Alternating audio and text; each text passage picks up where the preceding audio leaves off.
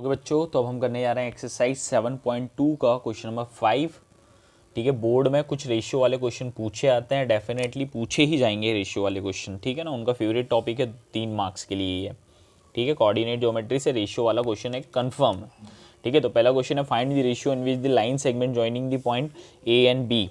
ठीक है, तो हम पहले मान लेते हैं ए और बी एक लाइन सेगमेंट है, उनके पॉइंट क्या कर रहे हैं, ज्वाइन क्या कर रहे हैं, 1, और दूसरा है -4, 5 is divided by x axis. देखो इस क्वेश्चन में क्या है कि ये नहीं दिया है कि कौन से पॉइंट उसको डिवाइड कर रहे हैं, यहाँ पर दिया है एक्स एक्सिस।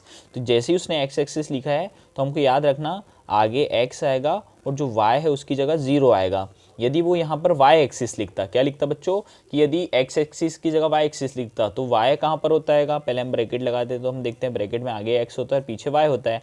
तो y एक्सिस में पीछे y जरूर आएगा पर आगे x की जगह क्या आएगा, 0 आएगा। जैसे हमने x एक्सिस में देखा कि ब्रैकेट आगे x होता है पीछे y होता है, तो x एक्सिस में आगे x आएगा और पीछे क्या आएगा, 0 आएगा। ठीक है, तो यहाँ पर जो पॉइंट है वो कौन सा है, x एक्सिस डिवाइड कर रहा है। कौन सा पॉइंट डिवाइड कर रहा है, x एक्सिस।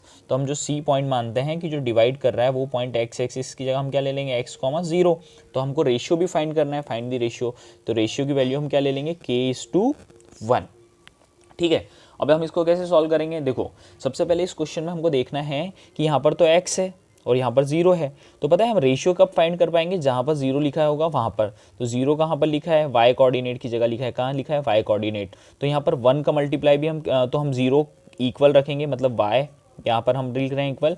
तो जो 1 का मल्टीप्लाई है वो इधर भी y में करना है, और y कहाँ है, पहला x होता है y होता है, दूसरा y होता है। ठीक है, तो 1 का L2 किस में किया हमने, -5 में।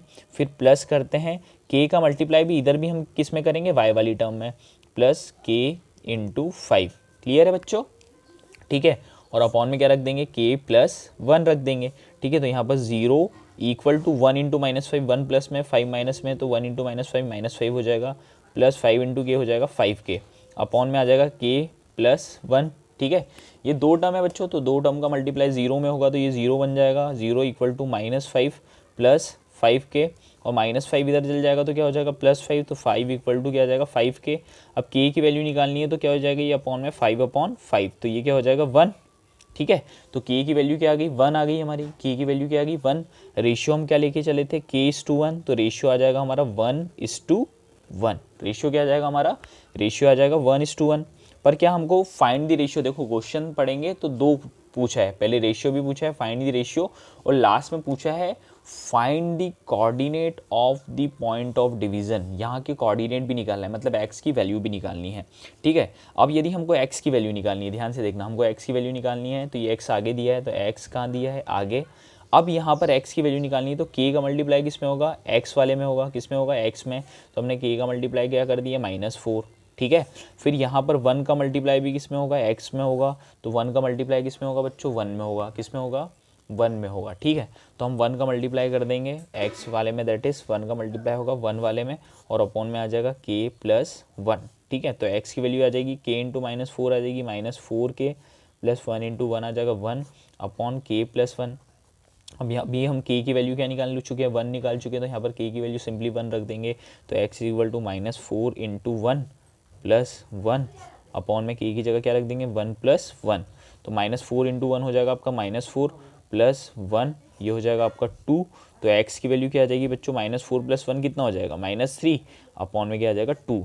तो x की वैल्यू भी -3/2। तो जो पॉइंट ऑफ डिवीजन है वो आ जाएगा x,0 लिया था हमने, क्या लिया था, x,0। तो x यहाँ रख देंगे -3/2,0। याद रखना पिछली बार भी ये बोर्ड क्वेश्चन में पूछा गया था, डेफिनेटली यहाँ पर x एक्सिस की जगह y एक्सिस था और इसी चैप्टर का एग्जाम्पल पूछा गया था। तो ये बहुत इंपॉर्टेंट क्वेश्चन है। Thank you.